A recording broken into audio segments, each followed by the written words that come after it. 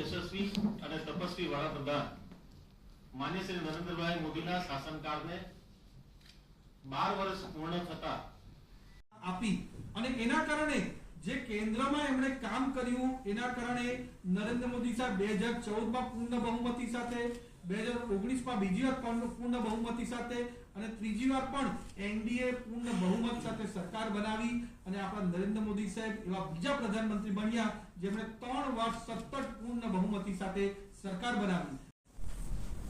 એક સુશાસનમાં સફળ રીતે પૂરા કરવા એ આપણા માટે ખૂબ મોટી ગર્વની વાત છે. આદરણીય નરેન્દ્રભાઈ મોદી સાહેબે 2014 ની અંદર દેશની ધુરા સંભાળ્યા પછી એમણે અનેકવિધ ગરીબોને ધ્યાનમાં રાખીને, મધ્યમ વર્ગના લોકોને ધ્યાનમાં રાખીને અનેક યોજનાઓ પણ બનાવી. 2001 ત્યારે ગુજરાતનું સુકાન સંભાળીને એમણે ગુજરાતના વિકાસ માટે જે કામો કર્યા એ બધા કામો એમણે 2014 સુધીમાં કર્યા અને એના લીધે સમગ્ર દેશના લોકોએ ગુજરાતનું શાસન જોયું, ગુજરાતનો વિકાસ જોયો.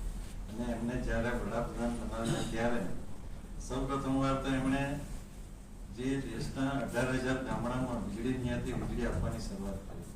જે ગુજરાતના પ્રશ્નો એમને ખબર હતા દરેક પ્રશ્નનો ઉકેલ લાવવાનું કામ એમણે કર્યું. ઉજ્જવલા યોજના હોય કે શૌચાલયની યોજના હોય કે પીવાના પાણીની યોજના હોય. મોદી સાહેબનો એક જે અનુભવ છે એ એમણે જે રીતે આપણા સમગ્ર ગુજરાતના અને ખાસ કરીને દક્ષિણ ગુજરાતમાં જે એમણે ભ્રમણ કરેલું એના ઉપરથી વિશાળ અનુભવને ધ્યાનમાં રાખીને દરેક નાની યોજનાઓ એમણે ગુજરાતના મુખ્યમંત્રી તરીકે બનાવી અને ત્યાર પછી આમાંની ઘણી બધી યોજનાઓ, માનો મા આરોગ્ય કાર્ડ આપણે અહીંયા ગુજરાતમાં સૌ પ્રથમ 2 લાખથી શરૂ થયું અને જ્યારે કોરોના કાળ દરમિયાન સમગ્ર દેશને આખી દુનિયાની સૌથી મોટી આરોગ્યની સેવા હોય તો આયુષ્યમાન કાર્ડ એમણે આપ્યું.